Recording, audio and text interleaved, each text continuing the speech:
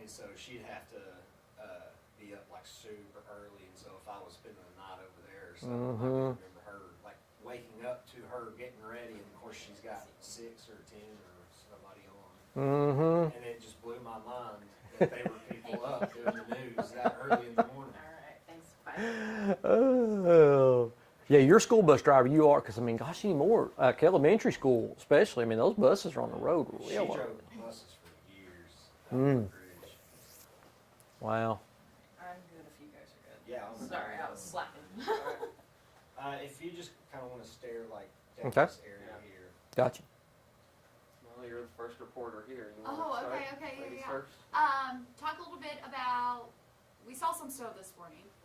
That was forecasted. I don't know if it was forecasted as much. Have you seen any issues on the roadways? How the crews?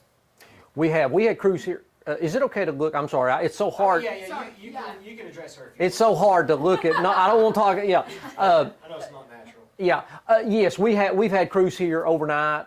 We did change crews out at midnight.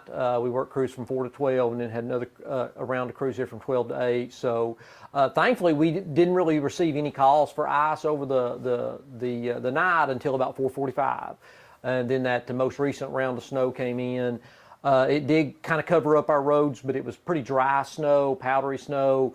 Roads that did have quite a bit of traffic on it, it pretty much blew off immediately. But those that didn't, we did see a little bit of packing of that light snow, and we have been applying salt with calcium chloride on it. And as soon as we go through, it's pretty much off once that salt hits it. So that's what we're trying to do right now, and have done since about 5 o'clock this morning.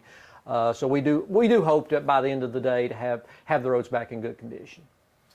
One of the biggest concerns, I think, right now is the concerns for potholes. I know the interstates are starting to get bad. That's not necessarily your concern. What are you guys seeing on the county roads as far as potholes? The exact same thing. That asphalt pavement is a flexible surface, and right now we've got the worst set of weather conditions to really kind of to create that situation. You have moisture that gets into the asphalt surface, then you have that freezing and thawing cycle, and it's just creating those potholes. So we, in addition to spreading all the salt the last couple of days, we've done a bunch of pothole patching, trying to get those problematic spots taken care of. Now, with the snow part kind of being over, and the concern is, thawing and refreezing and the ice and stuff like that. What are some of the things that your team is doing to kind of aid in that area? Like I was saying, we're still putting salt down actively. So every road we're on, we're putting that salt, trying to create that, really to get that barrier on the road, because obviously water freezes at 32 degrees. It's going to be much colder than that tonight. That salt drives that freezing temperature of water down tremendously. So we want to get that layer of salt and brine that we previously put on the road, so that when it does, drop tonight, then that road will then be wet and not freeze up. So that's our hope, is to try to get as much salt on the road today as we can. Do you know how many gallons you've put down since Monday? How many miles your crews have covered? We put down about 70,000 gallons of brine the first of the week. And then I would estimate we've probably put somewhere around a couple hundred tons of salt down in addition to that. So yeah, we've thankfully haven't went through a lot of material like we did the previous snow, but we have put down a noticeable amount. And we're still good as far as inventory pile if we have another event. We do.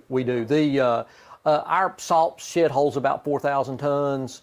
We used right at 1,000 tons in the previous event in January, and we have replenished that with about 700 tons. We still haven't got the full amount back, but yes, we're pretty much, for the most part, fully stocked and ready should something arise in the future. An interesting question. Compared from last year's big event to what we're seeing right now,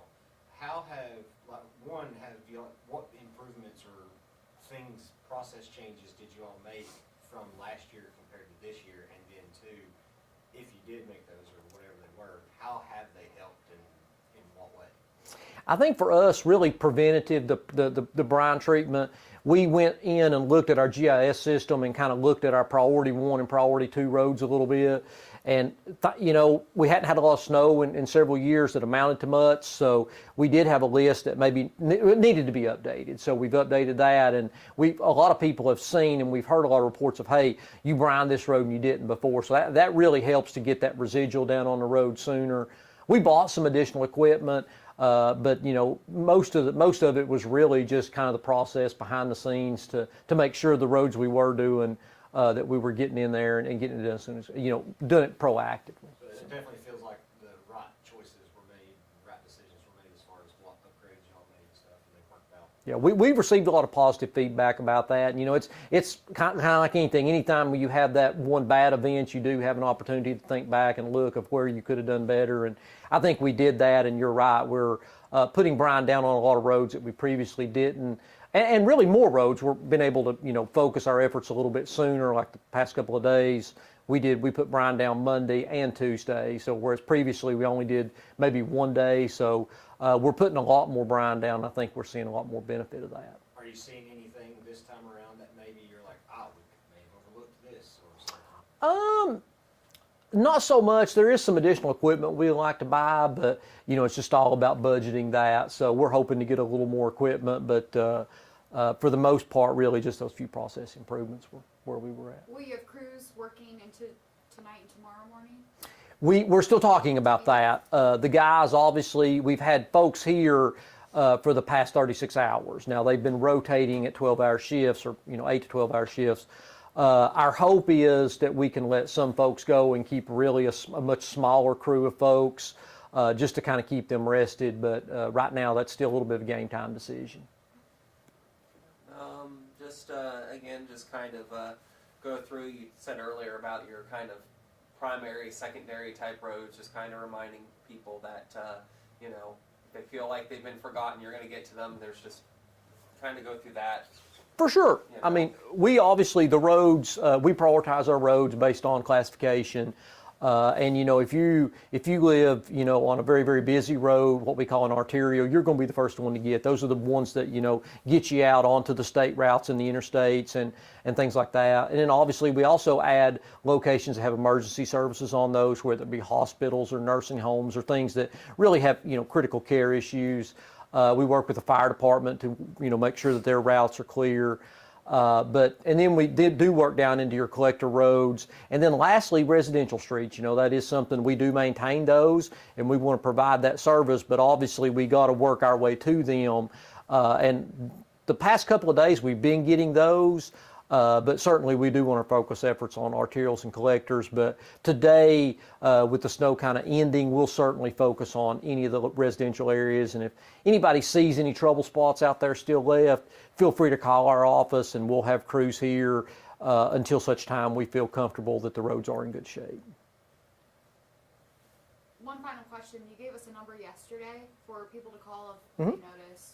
Yep. Busy roads still. It is 215-5800, and there is somebody that answers that phone anytime. So we had one call last night for ice on Greenwell Road in Powell, and it come in at 3 o'clock. So we dispatched a crew. So, you know, anytime, call us, and even if it's in the middle of the night, we'll come out and certainly address the problem. And you said a couple hundred tons of salt?